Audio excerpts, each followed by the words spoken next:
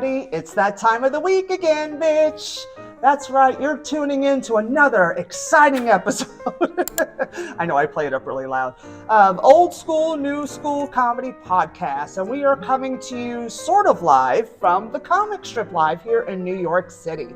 And with me this week, she's new school, but to me, she's old school because she's got an old soul, and she's just been a huge part of the comedy community for a really long time.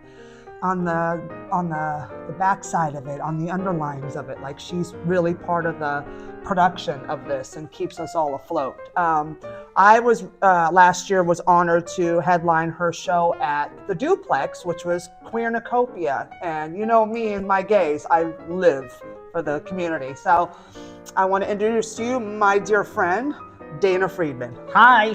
Oh, what an honor. What an honor to be here. Is it though? It is. Well, I'm at the comic strip, not with you. Oh, exactly. Now you're talking. You come with the package. Yeah, I'm the byproduct. Yeah. As for old school and new school, I'm going to be 59 at the end of the month. Aww. So I'm old. Happy birthday. Oh, you're not old. I'm 53. Yeah, but we're women of a certain age. That's it. Of a certain age nobody else wants to be, all right? Oh my God, I was on that show. I was on Women of a Certain Age at the Crane Theater. Uh-huh. And let's just put it nicely and say it wasn't my best night. And I really wanted to impress Carol Montgomery. She'd seen me before. She'd been on my shows. Mm-hmm.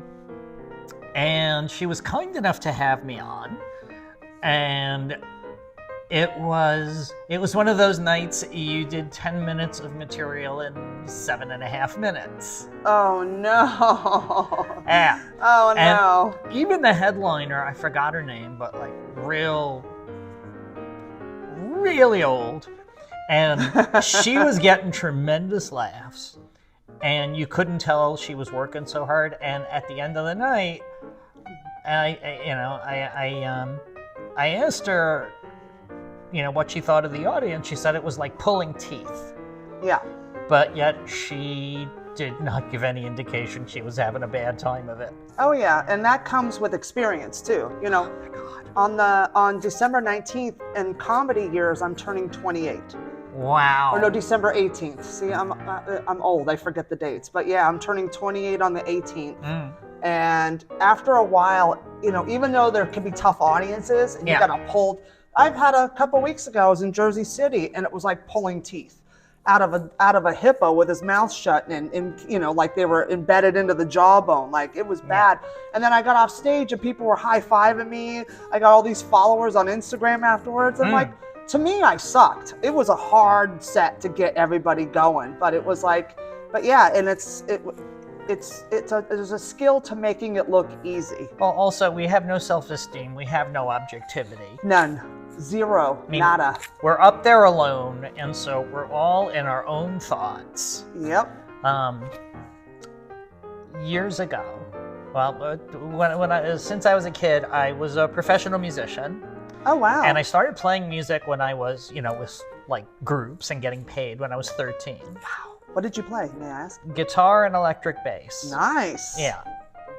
So I did that for 46 years till I got rheumatic arthritis. And so over the years, as I started doing this, I wondered who of the various groups to which I belong, who are the most self-absorbed? Musicians, comics, or trans people? Wow, that's is that a Jeopardy question? No, no, because you can't give the answers inside the Jeopardy question. Oh, that's right. But it's so speaking from my experience, it's the more alone you are, the more self-absorbed you're going to be. Absolutely. Right. Absolutely. So it's in this order, basically it's musicians are the least self-absorbed. Sure, because they have to share the stage with other people. You got to show up. Mm-hmm. You got to be on time. Yep. You got to listen to, you literally have to listen to other people and be in time with them and be in sync and agree on some things. Yeah. Musicians. Then comedians. Mm-hmm. Because, to a lesser extent, we have to work with other people. True. Even though we're alone up there, it takes something. But trans people are about as alone and in their heads as you're gonna get. Oh my God. And, sometimes since you're 3 or 4 years old, all you can think of is something's up. Right.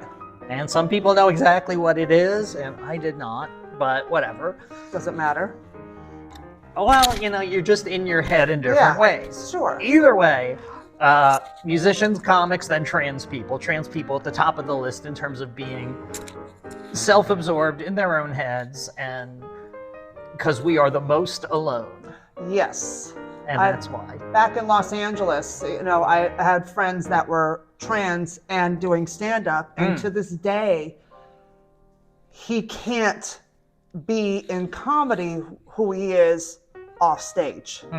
So in comedy, he's still he and a man, and a whole, his whole life, because he makes a lot of money. Yeah. Lots of money, like 6-7 figure. Like, he makes a lot of money doing stand-up. So. But this is a person who identifies as a trans woman. Yeah, and takes the hormones and everything, but hides everything under clothes so he can work. And when he comes home, it's her. Wow, He's afraid. That's really tough. And this is a person who's still working. Yep. Full time.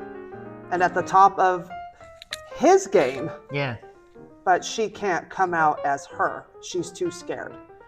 And this is an older person. Mm-hmm. Okay. Mm-hmm. Next time I come to LA, I'm gonna ask anybody who might qualify if I could see him naked, so I could see which one who looks like a man but has breasts. I want to find out who this is. Strong enough for a man, but made with pH balance like a woman. That's it. So, being a trans comedian, so to speak, Yeah. how do you navigate this crazy, insane world that we have chosen as our path? Everybody comes at comedy from their own life experience. 100%. Well, I mean, today. Mm-hmm. Like in the 70s or the 60s or the 50s, people would do these canned jokes, the take my wife, please. Yes. We don't do that anymore. No. We talk about ourselves. Mm-hmm. And so everybody's story is unique, even if they have things in common. Yes. Like there's a wonderful trans stand-up comic named Jaye McBride. And Jaye McBride's hilarious. I love Hilarious. Jaye. So smart, so fun, so ballsy. Yep. And, so we have some common experiences. We have a couple of jokes that are similar in theme. Well, of course. Yeah. That's just human nature. We're all going to be similar in theme at some point. And who else? Julia Scotti. Julia Scotti's wonderful. Julia Scotti was on the first edition of the first special for Funny Women of a Certain Age with Carol Montgomery, who Carol was on the show a couple weeks ago. Yeah. And she's so funny. She's hilarious. She's fit. She's another one who's really ballsy. Oh, and the thing about Julia is that she was a comic for 20-something years before she quit, and then transitioned, and then decided to come back. Yeah. So she had all that life experience on stage before, which was 20 solid years of road work. And then she comes back with all that experience now as a whole new perspective, as her real perspective. She's fascinating. She's so funny. And her stage persona is sort of cranky old lady. Yes, and she fits it perfectly. Oh yeah. So she hosted, she headlined another one of my Queernocopia shows at the Duplex. Mm-hmm. And I think I was hosting the end of the show because I had to host the end of the show. I had hired another host. She got sick in the middle. And whatever. So I introduced my Auntie Julia. We all refer to her as Auntie Julia. Yes. And I had gotten the name of her new album wrong. And as she comes to the stage, before she hits the mic, she said, "You had one job." And she was right. She was right. And she killed it. Oh, It was so nice. She's such a riot. She is such a riot. She came all the way from like deep in South Jersey to do my show. Yep. No, she's amazing. And you know, I have to say too, like I read your statuses all the time when you do funny anecdotes or something that happens, and I listen to your stand-up because I've gotten to work with you a few times. Antidotes, meaning the opposite of sickness. Yes. Okay. Well, that's my antidotes, you know. There you go. Good night. Thank you. Good night, folks. All right, so. Ooh, wow. Fancy, right? Morning zoo, baby. But I love your writing. Aww. You have a different perspective. You have a very like ethereal but very intellectual perspective. Wow. It's I really enjoy your writing. Wow, that's very sweet. Thank you. It's just honest. You know, I call it, you know, I'm a comedy fan too, even though I'm an old hag in this game. But I'm still a huge comedy fan, and I love it more now. You're 6 years younger than me, and you're an old hag, so... Oh, I'm an old hag in the game. That's what I call it. Right. You know, I'm 28 years in, and I love it more now than I did when I started. And I'm a baby, so yes. You were 16 when I was born. Yep, so you're just 12. I am. I'm a minor. You're hitting puberty now. Comedy puberty. She's like, now that needs to be the name of a podcast. Yes. And you know the cops will raid the cops will raid the place they hear comedy puberty. Oh yeah. They'd want to be a part of it. But I really enjoy your writing, and is there, and I love telling like old stories about like gigs and stuff. Has there been a hell gig that you've ever been a part of that you just went, oh my God, it was like the worst night of my life, or it was just crazy? What was like can you think of what? We all have our hell gig stories. Yeah, it seems like with the exception of one fundraiser I don't want to talk about because they meant well. You know it's good when it starts off, they meant well. Yeah. Yeah, it's people who are very passionate about their cause, but were not good comedy producers. That's normal. Yeah, not going to talk about that because it's not nice when, you know, to make fun of people who really just gave it a shot and this is not their full-time thing. Well, it's not that you're making fun of, you're just telling the experience of how, like, I always say how funny it was and how bad it was. Like, yeah. I enjoy hell gigs because to me it's just another story to tell. And it adds a little, you know, little girth to your body. You know, It adds a little hair on your chest, or, you know. Now, because I had been around comedians for a very long time before I started stand-up. Yep, you have. And that's why I consider you old school, because you've been a part of this for so long before you tried it. And I've been around musicians. Mm-hmm. One of the things I learned is not to be afraid of bombing. Yes. Do you hear that, kids? Listen to this woman. She knows what she's talking about. Don't be afraid to bomb. Don't be afraid to take chances. Yes. Even the greats have a bad night. Oh, if you always have a good night, you're not taking enough chances or risks. Right. You're not pushing yourself hard enough. You're staying in your comfort zone. And you know what? Even if you stay in your comfort zone, you know, Memphis isn't going to like the comfort zone of New York. No. But I had more than a couple of nights of just blank stares. We all have. Yep. You know, 10 minutes of material in 6 minutes. Or 7 minutes. Right. It would be conceited to actually only prepare 6 and expect it. You're not going to get 4 minutes of laughs. No. But whatever it is I prepared, I did it in 2/3 of the time. Whatever time I was supposed to do, I got done in 2/3 of the time I had prepared, and I did not have enough to really keep going. Matter of fact, so I'm really, really conceited. I have what they call chutzpah, which is loosely translated as nerve. I always thought it was balls. So in order to have balls, there's nerves in the balls. Yeah, that's so true. There you go. There you go. Otherwise, the balls don't work. They go hand in hand, or whatever. You know what I mean? Indeed. So, in mid-December 2000. Careful, you're hitting that. Sorry. In mid-December 2011, first time I got on stage. Oh wow! In front of 6 people. December also. Yeah. Look at us. We have the same birthday month. So, It not only is it my birthday month, but I decided I was going to celebrate December 1st as my comedy-versary. Why? Good. Because it's the birthday of Sarah Silverman, Richard Pryor, Bette Midler. Who's the fourth one?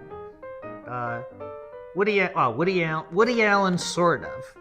Everybody, yeah, right. Woody Allen, Bette Midler, Sarah Silverman, Richard Pryor. Except that Woody, in his autobiography, said he was really born late on November 30th. At 12:01. Yeah, possibly. But, you know, and he, by the way, is one of the reasons I thought, oh my God, I could do that. Right. Because his stuff was so smart and so Jewish. Yes, and your stuff is very, very smart too. I can see why you would resonate with Woody Allen. Except, okay, fine. So I hate to confess this, but it's true. I'm old. Because I'm old and the comedians I first loved were old, I watched Groucho. Groucho died August 19th, 1977. Wow. And I remember that because they played all his movies on Channel 11 back to back. Wow. They played the Marx Brothers movies back to back, and I thought it was the greatest thing I'd ever seen. I didn't know that was possible. Right. And I was blown away. And that's when I started listening to a lot of stand-up. And when I started doing it, I studied with Jessica Kirson. One of the best, one of my favorite people in the whole world. She was a great teacher as well. And one of the things she told me was to see an acting teacher. Yep. And the acting teacher told me, more than anything, I mean, he gave me some tips. I came to him because I thought I had like some body tics I wanted to get rid of. Sure. Yeah. So that was later. The number one thing I got from him was to slow down. Yes. Take note, kids. This is comedy bombs. This is comedy gems she's dropping. So the thing is, I didn't know how. I didn't know how to slow down. Sure. Right. But then, I hate to say it because it's all the great misogynists. Doesn't matter. Cosby taught me how to sell a joke by slowing down. Listen, as creepy as that man was, is, and will always be, genius. Yeah. My wife and I have 5 children, and the reason why we have 5 children is that we do not want 6. And those we have, we want to get out of the house. Yep. Before we die. Just to get them out. Because all children have brain damage. Yes. And that's acting. I mean, you know, he did the same thing with the Noah story. Yep. All right. Astounding delivery. And so that was my model for slowing down and really selling the joke. And being in the moment with the joke. And that's a huge thing. I see comics they have 5 minutes and they'll try to cram every joke they ever wrote in a 5-minute set. I'm like, what are you doing? Slow down, take a breath. Take your time, pace yourself. So you get 2 jokes out in a 5-minute set. Great, that's 5 minutes for 2 jokes. Now the other jokes could be another 5, and then that's how you build. And like, you know, what helped me to slow down over the years, because I took the Groundlings to learn how to trust my instincts. I went through the Groundlings in the 90s, because I'm like, that's impressive, people. Thank you. But I only did it, I didn't want to be in the theater company. I just wanted to be a better writer. And a better, like if there was a heckler or something happened in the room, I wanted to be able to know I can trust my instincts and not question them before it comes out of my mouth. And that's where I got my edge, because that was always how I was. And the Groundlings just kind of gave me permission and taught me how to build that muscle stronger. So when I got out of the Groundlings, I was like, I felt like a different person. And that's where, like, I'm able to handle a crowd without any material. I can do 20, like, I'm like Jessica. Like, I had the idea of, like, I should do my second album, just all crowd work, and see how much I can do. And then have the other half. And then she just did full crowd work. So, great minds think alike. She's brilliant at that. So, it's like being in the moment, taking breaths. You don't have to brrr your jokes. You know what I mean? Of course not. So No. taking breaths. And I thought that, and then by the time I got up when I was working with Dice again in 2019, the best thing is to teach someone how to slow down, play a theater. Play a theater of 1,000, 2,000 people. Well, what's the difference? The sound waves. It takes a while for the joke to get out to the back. Boom. And then the laughs take a second to come back, like a wave at the ocean on the beach. It takes a while to get out there, even with the contemporary sound technology. Yeah, but their laughs, it takes a second. It's all, the speed of light. It's the speed of sound. So this an intimacy in intimate clubs, bam, bam, bam, bam, bam. Right. But in a theater, you got to slow down to wait for that sound wave to literally, it's only like a second or two. Like a second is an eternity. Yeah, but it's like literally but you'll feel it. So you have to pace yourself. So it's like, that was so much fun to be able to slow down, let the jokes hit, let the crowd react. And it came back to the beach like a wave coming out in the ocean. Oh my God. And then Zoom, and then lockdown. Oh my God. So that's when I found out just how long a second is. Yes. And take a breath. Well, no. Well, it's like, oh my God, the joke died, and then a second later, the response comes back from Zoom. So Zoom was my first theater show. Yeah, and that was what I was getting to. Is that Zoom? I was like, oh my God, this is going to help so many people slow the fuck down, because you got to wait for that delay in the Zoom for the reactions. So people actually slowed down and learned. Well, some did. I won't say everybody. And but it also helped pace. And I wrote my album on Zoom from Christmas 2020 to April. So productive. I know, rude. I'm so rude. So Jessica also taught me that if you slow down and you deliver fewer jokes than you intended, the audience never knows what they missed. Exactly. And if you screw up a joke, they're not going to know. Depends on how bad you screw up. Yeah, but if you forget, like I've forgotten parts of jokes. I've forgotten like killer lines in a joke, but the audience didn't know. Right. But I knew. And you're the only one that knows. Yep. And that's it. So just commit and have fun. And that's such a huge thing. And Jessica, when it comes to just being in the moment, she's the queen. Yeah. She really is. She told me, I told her I felt stiff.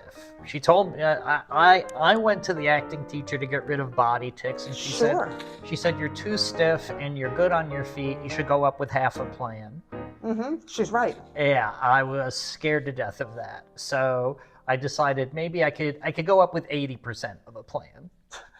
And lately, past year and a half, I have started to actually not so much do crowd work, but throw a question out to the audience and know exactly how I was going to get back.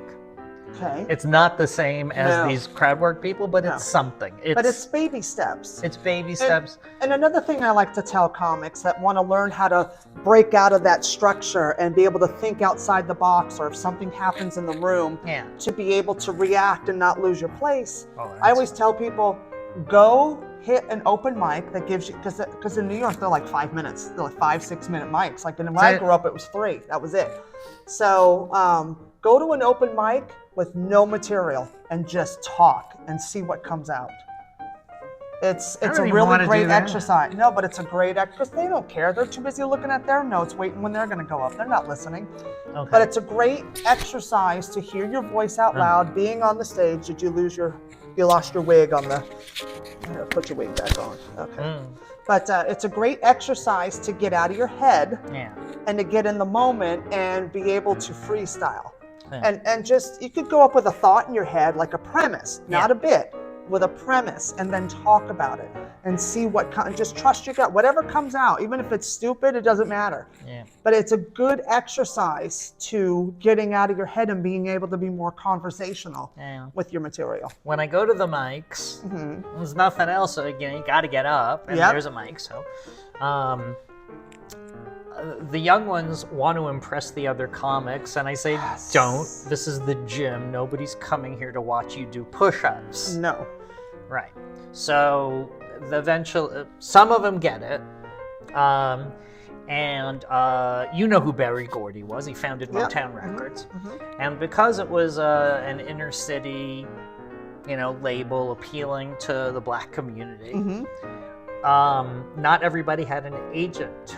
So he accepted unsolicited material, meaning you didn't have to have a fancy connection in order to get him to listen to your tape.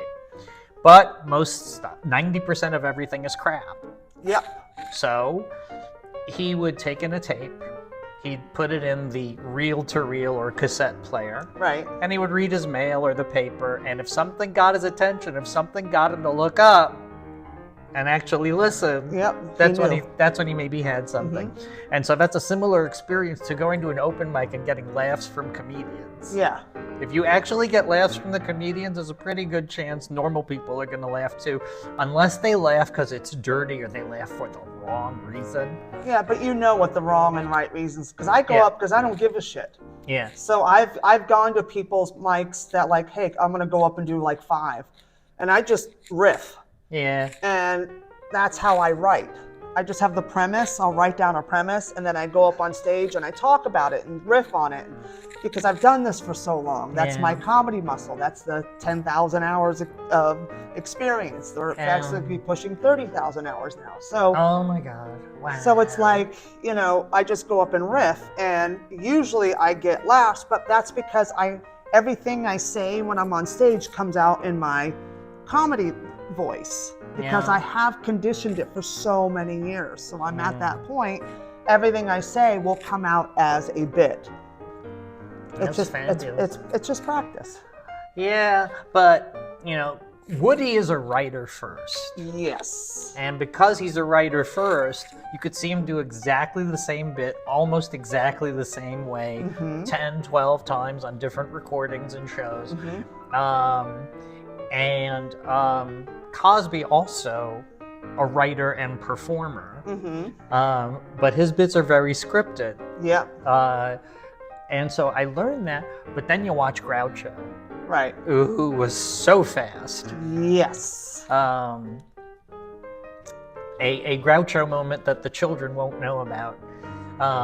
He was so good at the riffing that a producer named John Guedel suggested Groucho do a quiz show that was basically the excuse for him to riff with the contestants. Sure. It was called You Bet Your Life. I remember that show. It ran from 1947 to 1961. Wow. And it was a very highly rated show. Yeah. And a lot of stuff didn't make it to air. Of course. Right. And there was an outtakes reel. There's a You Bet Your Life DVD collection and an outtakes reel, and they've shown this in documentaries. 1957. A blonde, buxom woman, exactly Groucho's type, comes out as a contestant. Sure. And, Groucho's eyes go funny. Of course. And again, he's riffing with the contestants. And he asked this woman, "What do you do?" And she said, "Well, Groucho, I'm a teacher, but I'd love to have children." And Groucho asked, "Well, how are you going to balance that?" And she said, "Groucho, I think if a woman keeps her feet on the ground, she can do anything." Groucho said, "If you keep your feet on the ground, you'll never be a mother." Huge laugh. Yeah. Huge, long laugh like you've never seen before. And as the laugh was dying down, Groucho tells the audience, "That's what we call a waste of film." Another big laugh. Yep.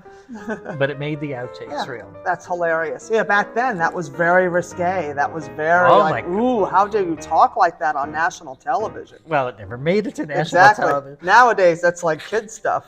But it's the speed. It's the speed and the ballsiness and the greatness, but that's why he's great. Yep. And, the kids today with the hair and they don't think of that stuff as funny. It's like funny is consistent, as Carol Montgomery taught us. Funny never gets old. Yep. Right? But yet, what the kids find funny is a little different today. Oh yeah, it's a whole different world than it was back then. And I don't know how to account for the change in taste. Is it just pop culture? I don't think so. I don't know what the X factor is. It's not that you and I are not funny to those audiences, but there are things that you and I might not find as funny because we are of a certain age. Right. It's part of it's pop culture, but it's also just environmental. And these kids are being raised in a different generation than we were being raised from our parents, and so on and so on. Like our parents wouldn't find us hilarious, and we, but they're like, but we're funny. If you look at comedy in the 80s even. Yeah. Very campy, very shticky, very, animated, very silly, and as the 90s came, when grunge music and emo stuff came, and then more people got more emotional, and then things started getting darker and darker. I just think it's generational. How do you find emo funny? Right. Emo Phillips. I'm not talking about him, but I love him. But he was brilliant. You were referring to something else, like emo music. It was like a type of music, emo goth. Everybody, emo meaning emotions and feelings. Oh my God.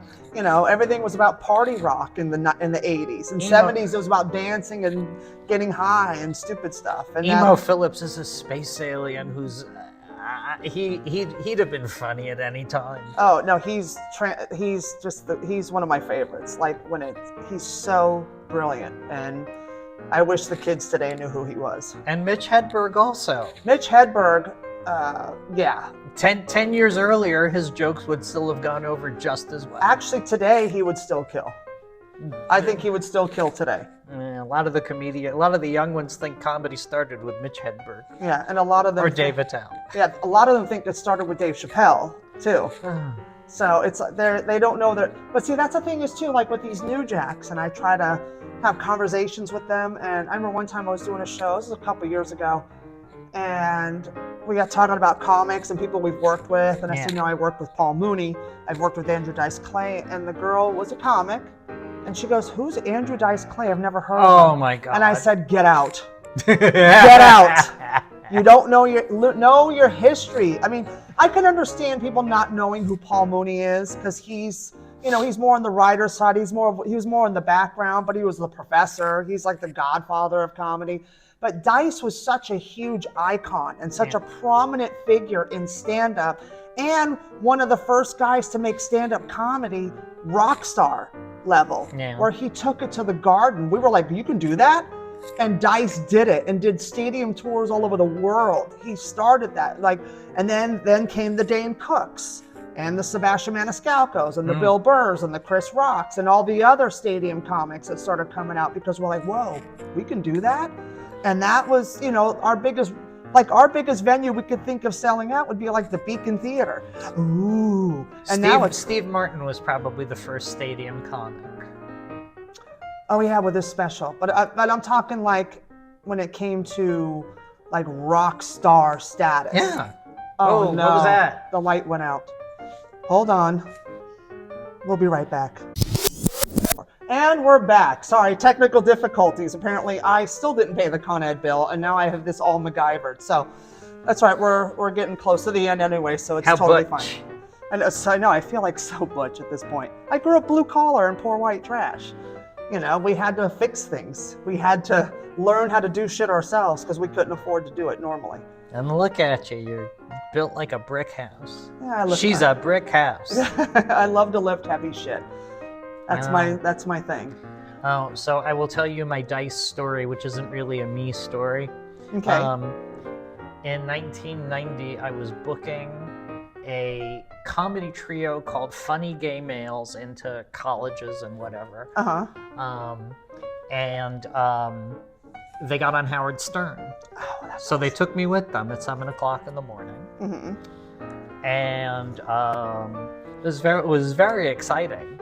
And of course, Howard, being Howard, had to drum up a little controversy. So like 3 gay comics in the studio, fine, it's 3 gay comics in the studio. How many gay jokes can you make? Yeah. He got Dice on the phone. So it was Dice versus these 3 really funny, in 2 out of the 3 really queeny comedians. One of them was Bob Smith, who was the first. I love Bob Smith. Oh, I loved him so much. It was Bob Smith, Danny McWilliams, and Jaffe Cohen. I remember Jaffe Cohen. Right. Jaffe isn't doing stand-up, far as I know. Now he's just writing.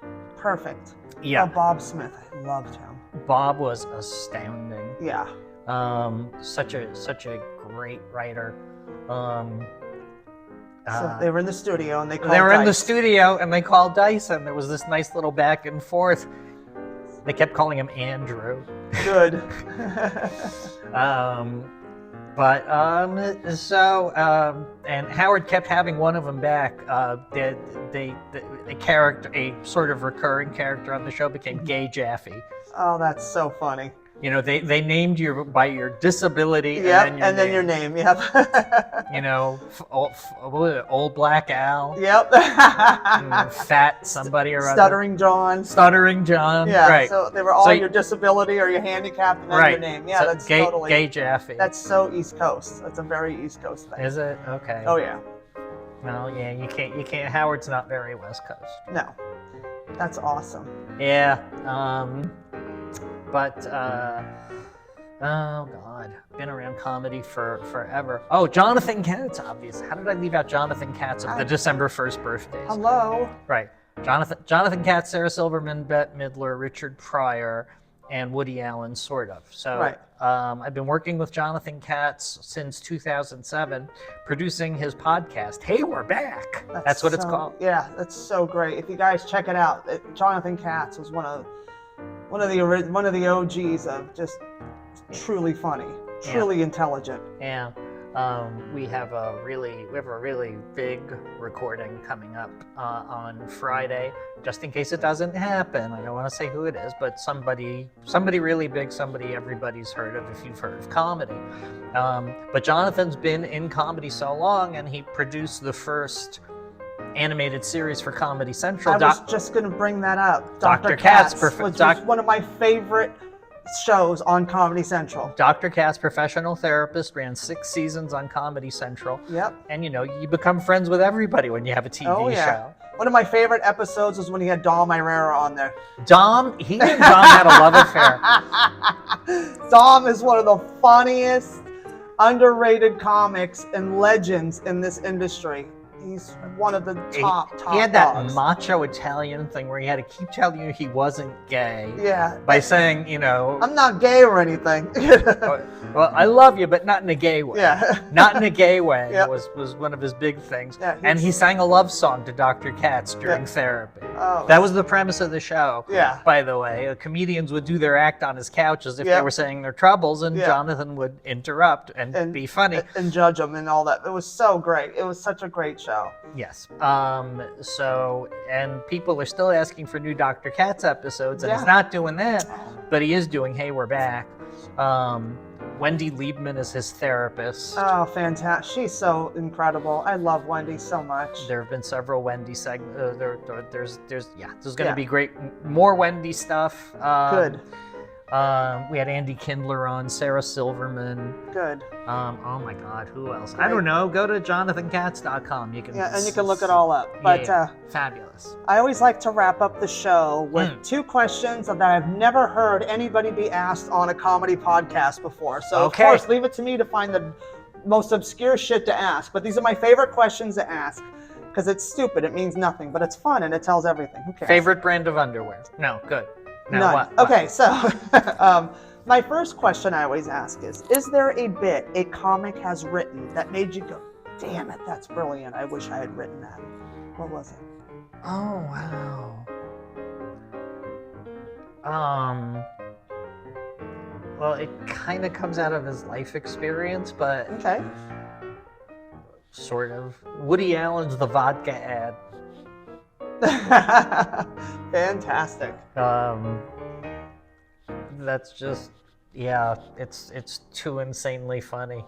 And it's stuff like that makes you go, oh my God. It's just like, to me, it's inspiring, and then it's like, damn. It's like I don't know if it's maybe 4 minutes. Right. But it's a story with so many great jokes inside it, and it continues to be a great story throughout. And just like, wow, that's the kind of thing I aspire to do, is to tell a 4-minute story with that many great jokes inside. Cosby does that too. Yeah, a lot of storytellers I know, that's a gift. Being a storyteller is, I'm not a storyteller. I like punch, punch, punch, bam, bam, bam. I'm like a machete. I'm like a machine gun up there. You know, I'm just rattling joke after joke after joke and digging and digging. It's just but you're not in the Borscht Belt style. No. You have a story. You have something to introduce to the audience. I have premises, but I know how. It's just my style. You know, I don't tell, anyway. But so, anyway. okay, yeah, there's that. And what is your favorite street joke? Because, you know, as old comics like to sit around the green room and tell stupid street jokes and try to make each other laugh. Okay. You told me you were going to ask this. Yes, I did. And I have it. Okay. All right. Now, this comes from a time. It's not a short joke. Is that okay? Tell it, girl. Okay, so this comes from a time before there was political correctness, and it takes place in New York City, which has lots of different cultures. Can I just say, right before you tell it, that I love that you set up a street joke as a movie script. Interior, New York City. Multicultural backgrounds are all sitting around. I love you so much. Okay, well, I love your brain. Regardless. It's so So 1960s old school Irish beat cop sees a large black man talking to a little Hasidic guy around 33rd Street. Okay. And figures there's going to be trouble. Sure enough, 15 seconds into the interaction, black man punches little Hasidic guy square in the face. Little Jew falls down. Cop runs over. What happened here?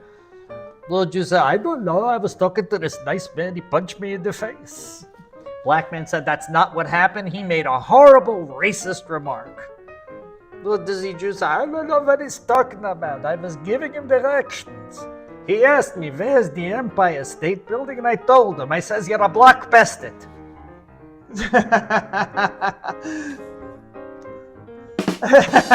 Now, because New York City is so full of different cultures and there are cultural misunderstandings because of an accent, and you tell the joke like if you don't tell a joke like Jackie Mason, it's not going to work. Is it a joke? Right. You're a block past it. Yes, that's really cute. Yeah. That's really cute. I like it a lot. People will be recycling that, don't worry. Oh, yes, absolutely. It's a street joke from 1965. Yes. Oh, I love it. Dana, I love you so much. Oh, and thank you for having me. And I love working with you, and you're just a breath of fresh air, and I love it because you just have such a different outlook, and you're so positive, and it's so hard to meet comics that just, positive and just enjoy life. It's not really a breath of fresh air. I use Listerine. Good night. Good night. And tell everybody where they can find you on the socials, and if you have any shows coming up. Well, DanaFriedman.com, new website about to launch. On the socials, I'm on the Facebook. I think it's Dana Friedman NYC 64. Okay. Dana Friedman 64 on all the others. Oh boy. Well, I was supposed to be in Israel doing a whole bunch of shows, but I had to cancel.